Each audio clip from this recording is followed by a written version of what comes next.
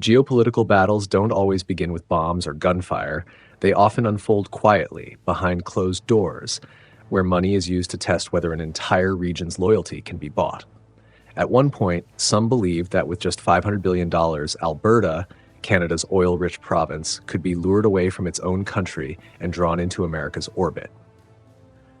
But all those calculations fell apart because of one strategic move and 456,000 signatures from the people. Why couldn't American money buy Alberta? And what exactly did Mark Carney do to dismantle what looked like a flawless plan? Right now, we're going to break down the entire game. If you value deep, slow-paced analysis that resists sensationalism, subscribe to our channel and join us in exploring the kinds of geopolitical stories that truly deserve reflection. Some geopolitical chess games don't start with gunshots, and they don't need grand declarations or live broadcast summits either. They begin in far quieter ways, inside private rooms where power is exchanged through glances, undocumented handshakes, and financial promises wrapped in words like opportunity, freedom, and strategic choice. The story of Alberta in recent years is a textbook example of such a game, one that on the surface seemed like a purely domestic dispute in Canada, but beneath it all bore the fingerprints of high-level geopolitical maneuvering. Alberta is no ordinary province. It's the land of oil sands, massive natural resource deposits, and a conservative voter base that has long felt misunderstood, even neglected by Ottawa. For years, that resentment simmered. Environmental policies seen as harsh, pipeline projects delayed, a growing sense that the West's interests were always pushed aside to serve Eastern political priorities. All of it created an atmosphere of deep unease, and that's precisely what drew Washington's attention. From the perspective of some American strategists, especially during the Trump era, Alberta wasn't just a province angry at its federal government, it was a strategic energy reserve, a politically like-minded community. And more importantly, it was a vulnerable target, one that could be drawn in without having to confront all of Canada. Why swallow an entire sovereign country when you can break off its wealthiest, most disillusioned piece and turn it into an economic and political satellite? That idea might sound like conspiracy theory at first, but it didn't just live on paper. Unofficial meetings, back-channel talks with Alberta separatist groups, all of it played out as Washington sent out vague but provocative signals about a potential 51st state. These weren't idle words. They were tests, probes to see how far a frustrated population might be willing to go if the promises were big enough. But what many in Washington failed to grasp was the fragile boundary between resentment and betrayal. Albertans may have been angry at Ottawa, they may have felt mistreated. But that didn't mean they were ready to sever ties with Canada. Behind the loudest voices, there remained a silent majority. People who didn't take to the streets, didn't chant slogans, but still felt a deep bond with the country they call home. And it's exactly at that crossroads where the true nature of the Alberta game began to emerge. This wasn't just about a province rich in resources.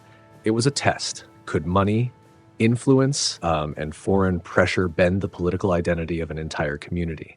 To understand why Alberta became a target, why the dream of a 51st state was ever seriously entertained, we have to dig deeper into how Washington viewed Alberta, not as part of Canada, but as a detachable piece on a much larger chessboard.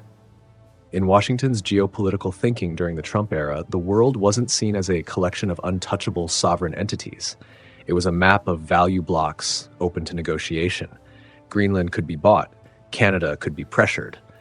And in that worldview, Alberta emerged as a particularly tempting piece, not because it was weak, but because it was rich in resources and riddled with just enough psychological fractures to make outsiders believe they could wedge it open. Alberta is the energy heart of Canada, but it's trapped in a paradox that has lasted for decades. Its oil sands are massive, yet its path to the world is narrow.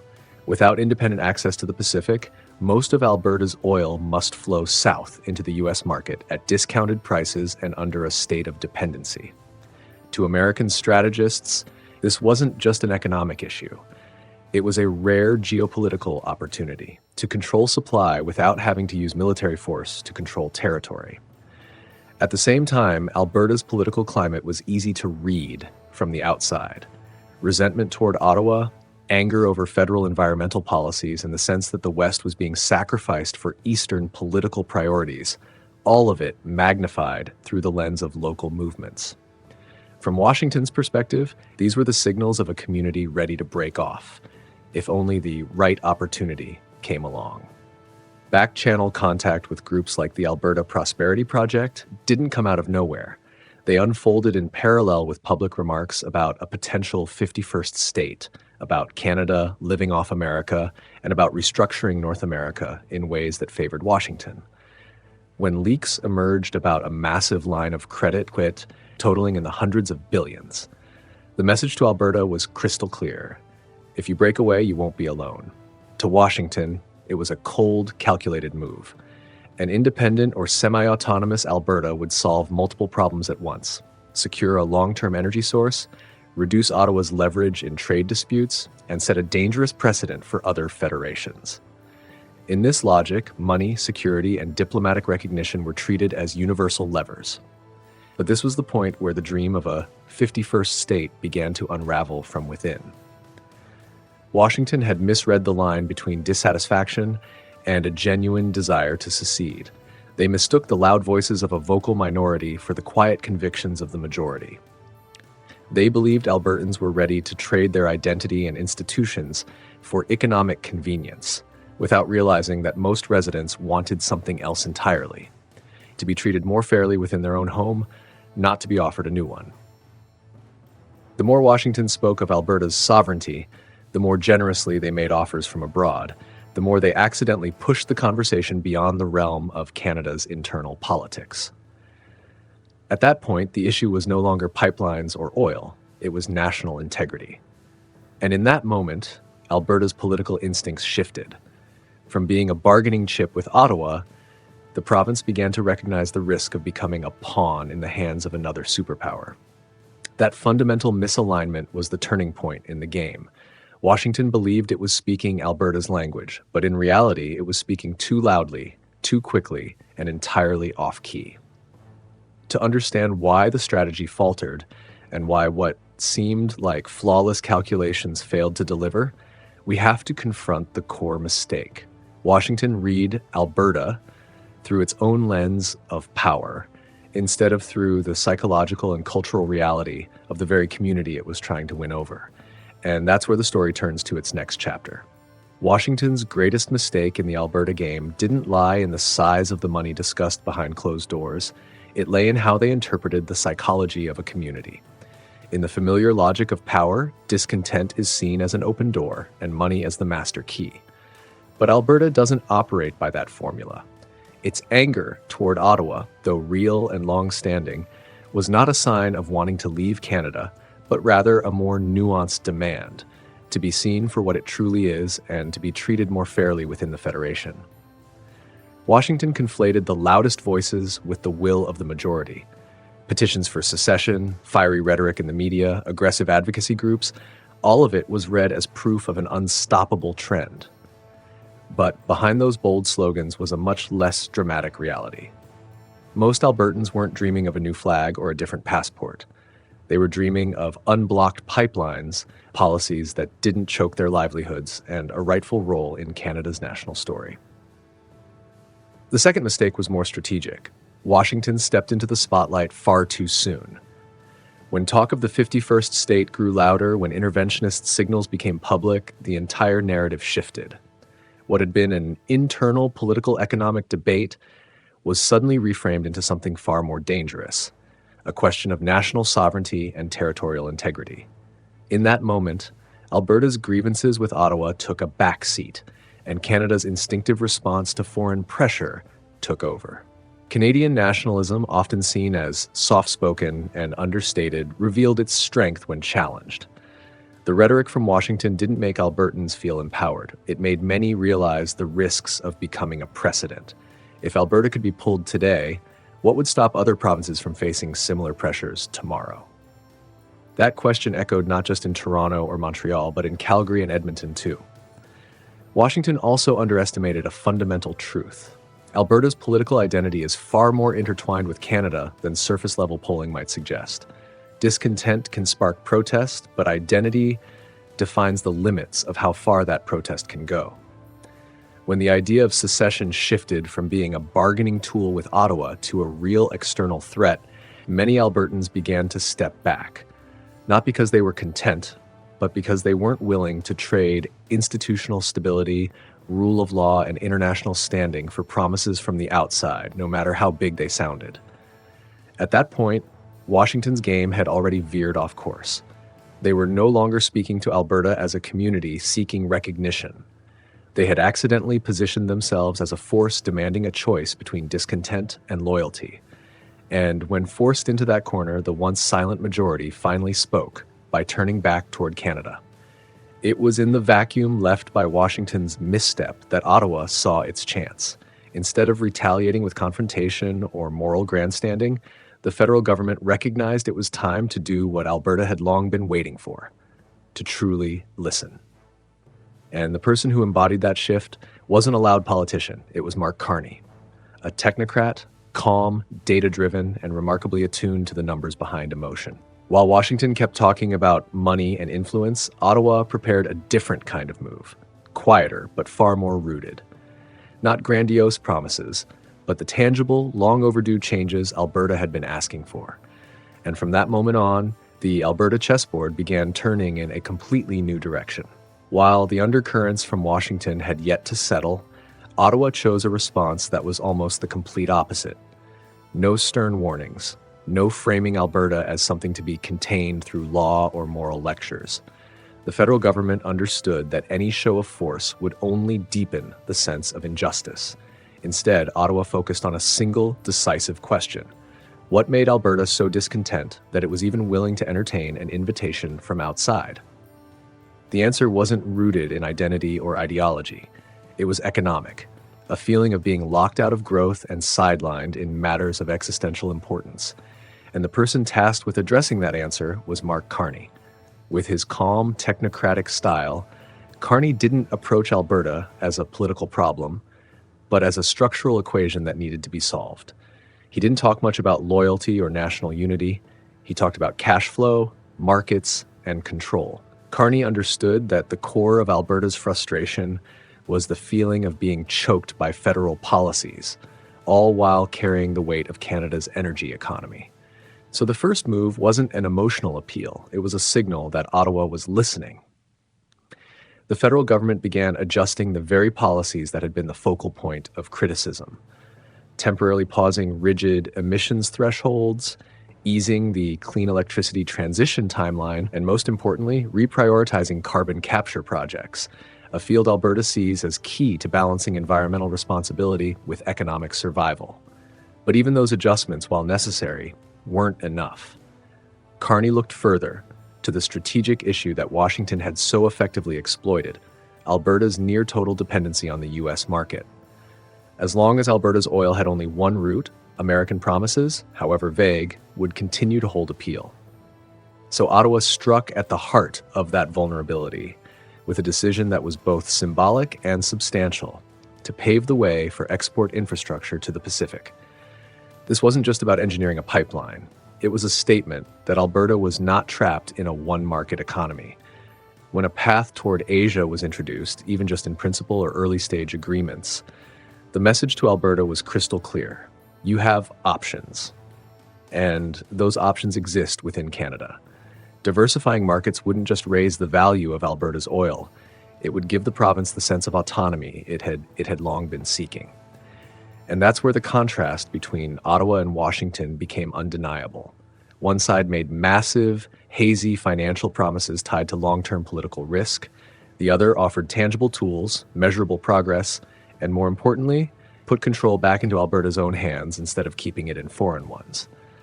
Carney didn't say, stay because Canada needs you. He said through policy, stay and you will be stronger. The political atmosphere in Alberta began to shift, not through sweeping declarations, but through subtle changes. The applause for Carney in Calgary, rare for a federal figure, didn't signal unanimous support, but a long overdue sense of respect. For the first time in years, Ottawa wasn't just asking Alberta to sacrifice for the greater good. It was reshaping the greater good to meaningfully include Alberta. And in that space, Washington's promises began to lose their allure. When the path to growth was no longer blocked, when voices were finally being heard, the need for a savior from outside naturally faded. The discontent didn't vanish entirely, but it no longer needed an extreme escape route. And then the paradox unfolded. It wasn't a top-down political decision that changed the game, but a spontaneous bottom-up response. When Ottawa gave Albertans what they wanted, Albertans began answering for themselves the question Washington had once tried to answer for them. That answer wasn't written in treaties or speeches. It was inscribed in hundreds of thousands of signatures. From that moment, the Alberta chessboard entered its decisive phase, where the voice of the people no longer remained in the shadows, but stepped fully into the light. As Ottawa's policy adjustments began to take effect, Alberta's political climate shifted in ways few had predicted. There was no explosive moment, no triumphant declaration, just a quiet but unmistakable change in the emotional undercurrent of the community. Conversations in coffee shops, local town halls, and online forums began to change in tone. The question was no longer, how do we leave, but where do we stand if we stay? It was in that quiet space that the Forever Canada movement emerged and began to spread. Not loud, not confrontational. It was sparked by people from all walks of life. Former politicians, small business owners, teachers, oil engineers, many of whom had harsh critics of Ottawa. What united them wasn't unwavering support for the federal government, but a new realization that choosing to stay in Canada no longer meant resigning to second-class status. Signatures began trickling in, then quickly became a flood. 456,000 Albertans signed their names. Not to praise Ottawa, not to deny past grievances. They signed to say, we don't want to be dragged into a game whose rules are written elsewhere. When that number was announced, the impact was seismic, not because it crossed a legal threshold, but because it shattered the narrative Washington once believed to be true. What stood out most was who signed. It wasn't just urban residents or middle-class professionals, but rural communities once seen as strongholds of separatist sentiment. Not just outward-looking youth, but lifelong oil workers in an industry long seen as stifled by Ottawa. Those 456,000 signatures didn't represent a faction. They embodied a silent majority, rarely visible in headlines. With each signature, old assumptions began to collapse, that Alberta only needed a big enough promise to break away. That money could replace a sense of belonging. That discontent naturally leads to secession. Reality revealed the opposite. When legitimate grievances are addressed, when the path forward is no longer blocked, people have little reason to gamble on extreme solutions. The 456,000 signatures also cornered the separatist movements. Once self-positioned as the voice of the people, they were now forced to confront a sobering truth. They were just one small piece of a larger picture. Where they had once been a lever to pressure Ottawa, they were now increasingly seen as a group susceptible to foreign manipulation. That shift didn't happen overnight, but it was strong enough to dissolve the political momentum that had once fueled dreams of a referendum. More importantly, it sent a message outward. Washington had bet that Alberta would be the perfect fracture point in Canada's structure. But 456,000 signatures proved they had misread not only Alberta, but the way democratic communities respond when offered a real choice. When that choice comes from within their own system and is paired with genuine respect, the allure of outside offers fades fast. From that moment on, the Alberta game was no longer about secession or unity. It became a quiet yet sharp comparison between two kinds of proposals. On one side, vast sums dangled from afar, loaded with risk and new forms of dependency. On the other, steady, tangible adjustments, slow but durable, rooted in recognition of a community's role and dignity. And it is at that boundary where a deeper question emerged. In modern geopolitics, what truly carries more weight, money or respect? When the two proposals were placed side by side on the same scale, the Alberta story suddenly became clearer than any dry political analysis. On one side, enormous figures, financial promises grand enough to overwhelm any community feeling backed into a corner. On the other, no shock value windfalls, no dreams of instant transformation, just slow, sometimes controversial adjustments that touched something far more human. the deep-seated need to be seen and respected. In geopolitics, money is always a tempting tool. It brings short-term security, opens doors that once seemed sealed shut, and is particularly effective when aimed at discontented communities. But money has a very clear limit. It can answer, what do we get? But it rarely answers, who are we? Or what will we become? For Alberta, no matter how massive the financial promises from outside were, they couldn't mask the risks. The loss of political autonomy, the entry into a new dependency orbit, and most importantly, the trade-off of part of their identity in exchange for economic convenience. By contrast, what Ottawa offered was neither perfect nor magical. Policy concessions, infrastructure commitments, environmental pathway adjustments, they all demanded time, patience, and trust. But that very slowness became the key difference. It sent a message. Alberta is not a problem to be contained, but a partner to be persuaded. Not through commands, but by giving the province a sense of control over its own future. The greatest lesson from Alberta lies here. Communities don't break away because they're poor. They break away because they feel pushed to the margins. And they don't stay because they've been bought. They stay because they've been treated as an indispensable part of the whole. When the feeling of being strangled is replaced by the sense of having a way forward, outside offers immediately lose their moral and political weight. This story also exposes a familiar flaw in the logic of hard power. Intervening in a domestic dispute, even subtly, within an allied nation always carries the risk of backfiring. Instead of weakening Canada, Washington's signals unintentionally triggered a rare moment of unity. Alberta, once seen as a fault line, became a testament to the idea that unity doesn't have to come from coercion. It can be rebuilt through dialogue and calculated compromise. At a deeper level, Alberta raises a broader question for modern geopolitics. In a world where money, sanctions, and pressure have become routine instruments of statecraft, are those methods still enough to shape the behavior of democratic communities?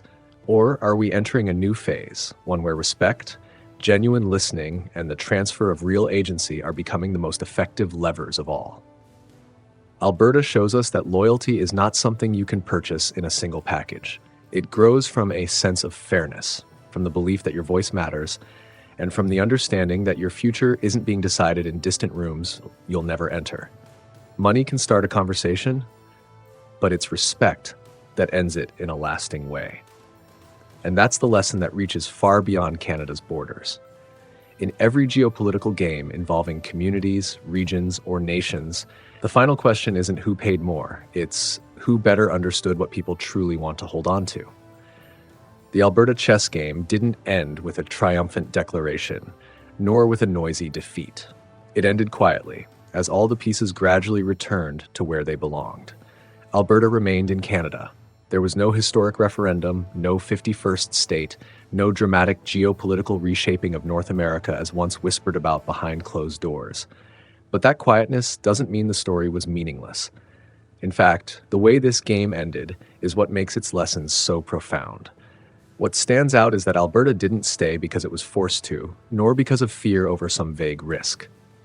It stayed because the balance of choice shifted. When the path to development was no longer blocked, when voices were heard, and when interests were taken seriously at the table, the allure of extremism faded naturally. This is what every external power play had failed to anticipate. People don't just react to pressure, they react to how they're treated. This game also exposed a hard limit in the politics of intervention. Tapping into the internal discontent of an allied nation might look like a clever move on paper, but in practice, it often triggers the opposite. Instead of dividing Canada, external signals push the conversation beyond policy debate and into the realm of national self-defense. When that happens, even the most frustrated communities are forced to ask, are we demanding our rights or being pulled into someone else's game? On the flip side, Ottawa's handling of Alberta showed a different, often overlooked model that's becoming increasingly relevant in today's world. Not every internal conflict needs to be resolved with top-down pressure or moral grandstanding. Sometimes the most powerful response is simply to acknowledge that discontent has roots. When policy speaks to the core of an issue, loyalty doesn't need to be demanded. It emerges as a natural consequence. Those 456,000 signatures weren't just a number. They were proof that the silent majority exists, and that they will speak up when their future is placed in clear, comparative view. On one side, grand promises from afar, shiny but disconnected. On the other, slower, more complex steps, but ones that came from within the very community they belonged to. In that comparison, the final choice wasn't all that surprising. Zooming out, Alberta reminds us that geopolitics is not just a contest between capitals. It is, at its core, a quiet dialogue with the hearts of people. Chess games may end, but the memory of how they were played lingers. Whoever listens better, whoever offers real agency, holds a longer-lasting advantage than any amount of money. If Alberta's story sparked broader thoughts for you about how nations hold themselves together in an age of mounting pressures, we invite you to share your reflections in the comments below. What do you believe is the most decisive factor? Economic benefit, identity, or how governments treat their communities? And if you value deep, slow, layered geopolitical analysis like this, don't forget to subscribe and join us for the next chapters in the world's unfolding chessboard.